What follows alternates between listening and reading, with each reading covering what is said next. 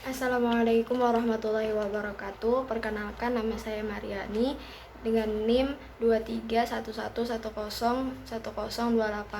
Di sini saya akan menjelaskan tentang keseimbangan indera, akal, dan hati pasca modern.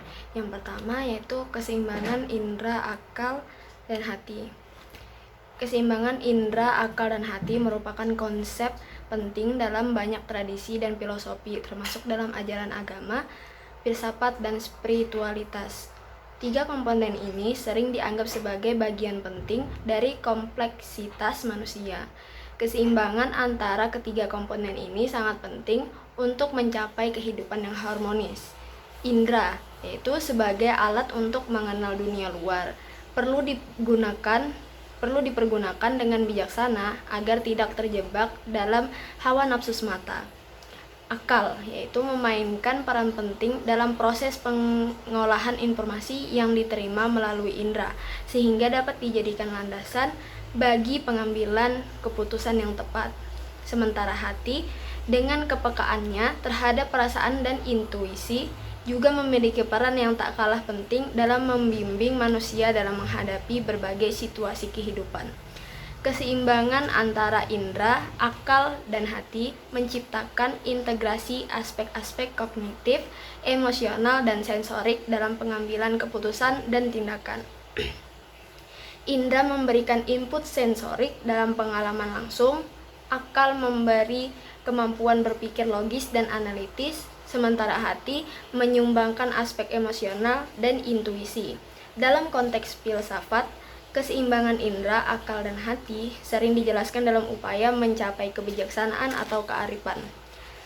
Dalam pandangan filsafat Yunani klasik, indera dianggap sebagai jendela menuju realitas, akal sebagai alat untuk memahami realitas tersebut, dan hati sebagai pusat kebijaksanaan moral dan spiritual. Yang kedua, indera, akal, hati pada pasca modern. Indera, akal, dan hati memiliki peran yang kompleks dalam konteks pasca modernisme.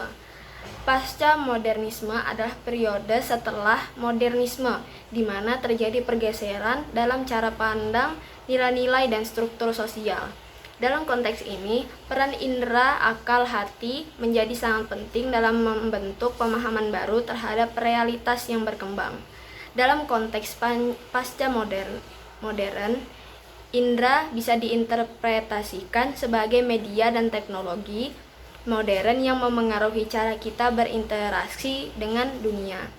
Akal, dalam konteks pasca modern, akal masih sangat relevan karena teknologi dan pendidikan modern semakin meningkatkan kapasitas intelektual manusia. Sementara hati, dalam konteks pasca modern, hati masih memegang peranan penting sebagai pusat dari keberanian, kasih sayang, dan kebijaksanaan dalam pengambilan keputusan. Pada era pasca modern, pandangan terhadap indera, akal, dan hati bisa menjadi lebih kompleks.